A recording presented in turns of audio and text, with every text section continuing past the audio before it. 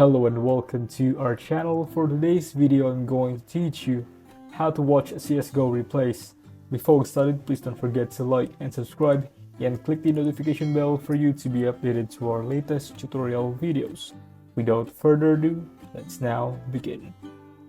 So to start with, if you want to be in this main menu here, and on the left hand side, you just want to scroll down until you see this little TV icon. We're going to go ahead and select that. Now for this watch replays for your matches, they won't be here under your matches. I'm glad CSGO in ages, so it's not actually showing my matches here. If you have been actively playing, they will pop up here, and from there you can then choose which match you want to watch, and you can simply rewatch it and scroll through it and check what you need to check. There's also a few other options here, for example, majors. You can watch pro games if you wanted to. This can be good for improving your skill. You can watch this back and watch certain players and see exactly what they do and learn exactly from them. It's also in live tab, so you can watch games that are currently going on if you wanted to, and it also shows you upcoming events over here.